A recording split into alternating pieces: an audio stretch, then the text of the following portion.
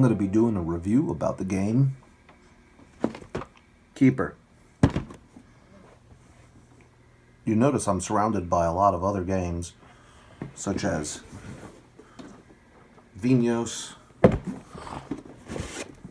Agra, New Haven, Fields of Green, Okanagan, and one of my all-time favorites, Bora Bora. Actually, a lot of these are some of my favorites, especially Agra. But this is not about those games. This is about Keyper. So why do I have all of these other games out? You know, a lot of people, when they saw Star Wars for the first time, they were amazed by it.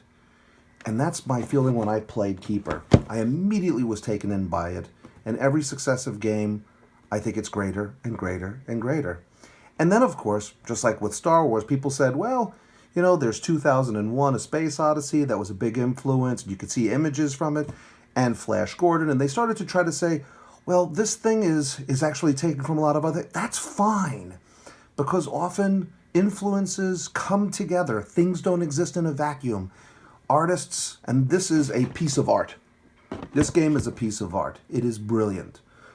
They take from other things. Now, I don't know if it was conscious or not. I don't know the designer. I don't know if he knows about these other games. I'm sure he does. I don't know if he consciously drew upon them or not. To me, it doesn't matter.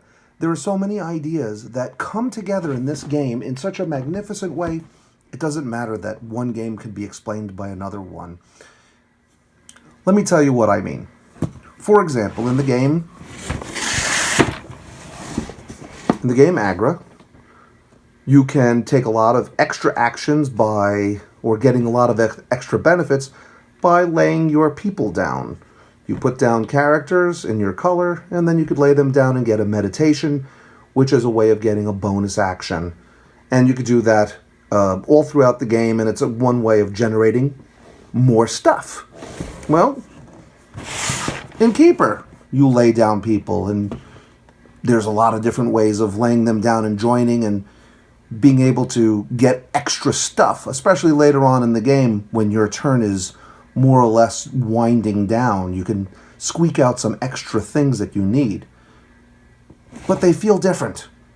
Even though you lay people down in here, and you lay people down in Keyper, they feel different. Agra, brilliant game, but I'm going to put it aside for right now. One of the other interesting aspects of Keyper is that at the end of each round, at the end of each season, you're trying to score something. You have this fair that you need to show the things that you've acquired. And this idea of going to a fair and trying to show that you have something of quality, and it gets more difficult, a little bit of that you could see in a game like Vinos. It's not quite the same, but there is still that idea of the fair and bringing your items and trying to develop something so that you have those qualities. So that's there. But I'm going to put Vinos aside too. Now, this is a lesser celebrated game than Agra and Vinos, called New Haven. New Haven I reviewed a little while ago because the one thing that I found spectacularly interesting and innovative about this game is that it's basically waste not, want not.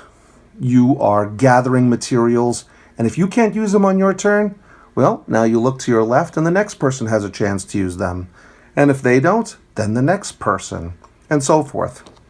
And so you might be inadvertently giving someone else a benefit.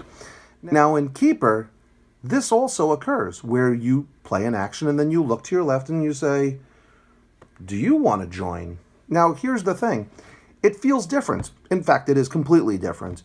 But this idea that you do something and then you must ask someone else, do you want to gain a benefit too, is here. And it's here too. It feels totally different.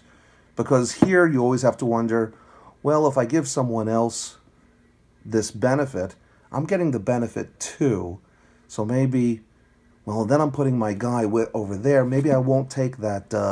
I won't take that country board later on. Now, I'm going with this review that you already know how to play the game, or at least have an idea about the game. It's a complicated game.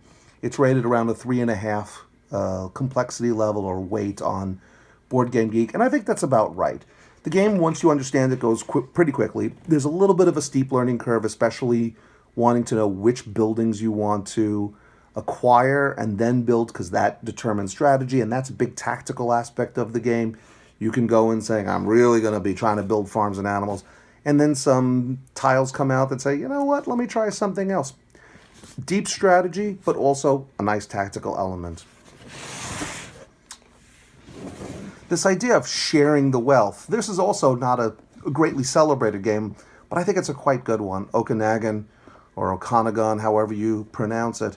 Because in this game, when you finish an area, again, I'm not going to go into a description of how the game plays, but when you're putting tiles together and you finish an area, whoever has the majority in that area, well, now you share the spoils. This idea of sharing things with other people, that's a big part of this game. And it's a big part of this game too. Sharing, but you want a little bit more, and you want to kind of position yourself to get the better share. And you're always seeing what the other person is trying to acquire and what they really want. Maybe I'll go here because I don't think they want to share with me. But if they do, I get more. Fascinating Innkeeper. So Okanagan, there's some of that idea of sharing in this game. I'm gonna put that one aside. Here's another great game. Fields of Green.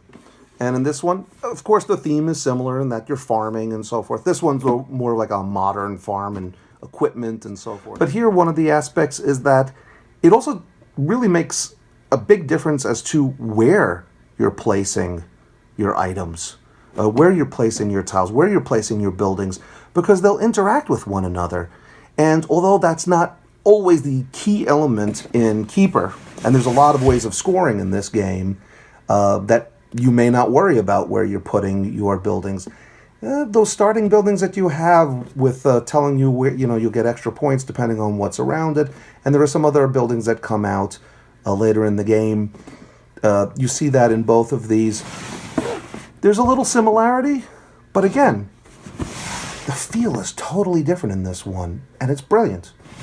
So I'm going to put Fields of Green aside. I think a lot of people are familiar with this game, Bora Bora. Top 10 game all time for me. Very fast. And again, the one thing that this game makes me feel a little bit has a similarity is the end of the round bonuses, the end of the round objectives that you're trying to attain here.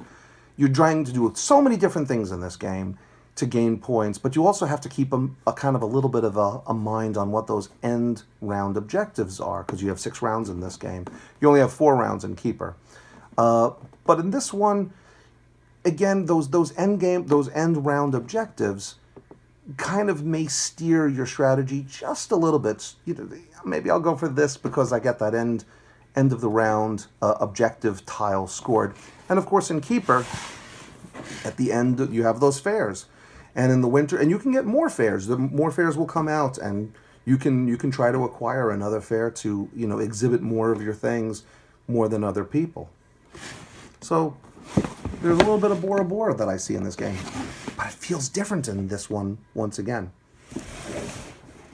Another game that I should mention in this pantheon of great and near great games is Rajas of the Ganges, which you have your own player board and you're building buildings, and depending on what types of resources that you are acquiring allow you to gain some points in the game. And the more you acquire of certain things and how you use dice, but this way of building on your player board and which order they go in, it's not the same as Fields of Green. It has a unique feel in that, and I felt a little bit of this in Keyper as well. But again, totally different feel. Keyper is very quickly risen to probably my top 10, 15 games of all time. And it surprised me. The artwork is neat, nothing spectacular. It looks kind of okay. The pieces, bag of wheat, the usual, bag of cubes, bag of tubes, jams. The animals are great, and these little Zen bins, they don't come with the game. We put them in here just to make things separate easily. There's a lot of different animals that can come out of the game. Fantastic. Those pieces are probably my favorite part of the game. A lot has been said about the cool boards that can turn inside out and upside down. And at first you're like, oh, what's going on here? But it totally makes sense because as you're going through, I mean, there probably was different ways of making the game, but it makes sense that as you're going through the seasons, different things are more available than other things. Different animals appear. And then, of course, there are the ships that can come and go that you can trade with. The boards look great, and you're always looking at what the other player is doing. And the real key to the game, no pun intended, is when you're going to take your Keyper character and you're going to, oh, that's a dramatic moment. I'm taking that country board, and now it's yours. And all the people on it are yours for the next round. But having too many people sometimes cannot be so great for the next round because everyone else is going to be taking their lay-down actions. You're still putting people out and doing things. So even that, it's so well thought out in so many different levels. Every game feels very, very different. You can't go for everything in the game. You're going to have to decide what way is going best for you. It's a game about economy. Because at the end, everything that you have can only be used for what your strategy is pointing you towards. You can get a whole bunch of gems, and then if you don't have a tile that scores gems, gems are worthless. I mean, of course, there are ships that come around, and you can try to sell things to the ships if you're not going for them, and that's a really well thought out. The numeric values on the tiles also are so well thought out in terms of, well, if you have this farm and you put these animals on it, it's worth 1 point per animal, or I could sell the animals for 2 points. Now, wait a minute. If I can upgrade this building, and now the building, all the animals are worth 2 points, now it doesn't make sense to sell those animals to the ships anymore because it's just the same exact thing. I'm getting 2 points for them. So maybe I'll let them stay on the farm. Wait for the end of the game. Do something else. Brilliant in every way. In fact, Max and I did an unboxing of this game a couple of weeks ago, and the designer said, "Oh my God, what a horror!" Because we used to throw the pieces around, just having fun. And I was like, oh, why? Who cares? We're going to get this back together. We'll be fine. We do that with so many. You know, I thought about it. This is a piece of art. It's more than just a game to me. I wouldn't have done that with Agra, just throwing the pieces around. And I feel like I've desecrated this game by just letting the pieces go on the floor because it is so wonderful in every way. I know there's a Kickstarter or some fancy version of the game where you get these really, really fancy looking characters, and I'm sure that would be cool. But you know what? These are just fine. I rate this game a perfect 10.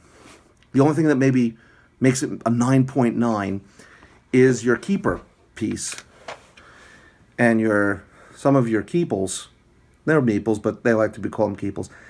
The difference between some of them is so mild. My wife actually on one of the games, she was like, oh, I think I have another green guy. Oh, no, that's my Keyper. I don't know why they're so similar. I mean, they're so similar in size. One has his arm going up a little bit.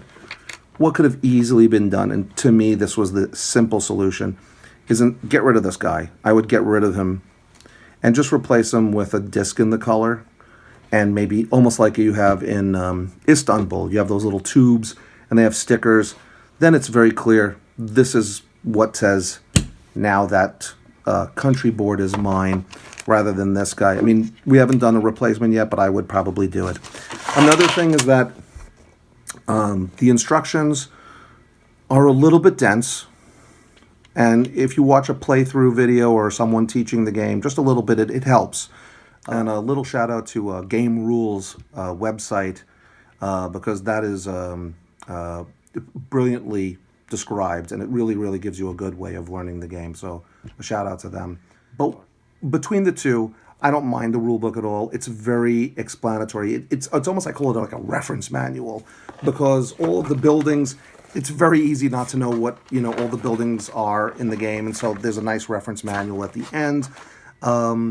It's a little irritating that you keep on seeing Keeples, Keyper, Keyper tile, Keyper, and I get it, the theme of all of these games with the keep or the key word in it. At first I was tired, but then I said, oh, it's kind of cute, and now I'm kind of in between. But that doesn't really matter. It's a good manual. I might have put things in a little bit different order and I didn't read it from beginning to end. I read it little bits here and there, and then referencing what I needed to know from the videos. And then we got it to the table, and we played it once, and like referenced it a couple more times. Got one thing wrong about the spring tiles going back in the bag. That's another thing. When we boxed up the game, what I felt it was easy. I have an extra bag, so I put the spring tiles, the spring buildings, in one bag, and then all the other seasons in another bag. And that way, in the beginning of the game, you pull out the 8 from this bag, and then whatever isn't used, you just dump this bag into here, and then that's it for the game, rather than having to, I don't know, maybe it's not so difficult to do it the way the instructions are, but that's what we do. And then at the end of the game, you just kind of separate the two again back into the 2 bags, because most everything out is on the table anyway. My final thoughts on the game, outside of the little sniggly stuff with this, and maybe a couple of issues with the rule book, is that this is a perfect 10. This is a perfect 10 as a game. It's an instant classic in my mind, and something that I would recommend for any person that likes deep thinking, strategic interplay games. There's no point where you have, I'm just going to wait for the other player to do their thing while they think, and I'm just waiting to do my thing. That doesn't happen in this game. You're always worried, where are they going to put their Keyper? Is it going to be there? Which color should I use? Should I use the matching color? What's available? Oh, there's not much orange on the table right now, so I'll use my orange guy on my place. So then, because I don't need him out there. And then I'll use my gray guy for over this and hope that my opponent will want to share with me. And the scores at the end of the game tend to be, at least we played, myself, my wife, and my son, one game, and we were all within about 15 points or so. We played again the next couple days later, and we were also about 10 or 11 points away. So every little decision does count. It's not one of these games like, oh, well, I'll get 10 points some other way, and the scores can be widely. There's never that kind of leader runaway, because the strategies, as long as you're paying attention to what you're doing, there are so many different strategies in this game. Fun-looking box, amazing game.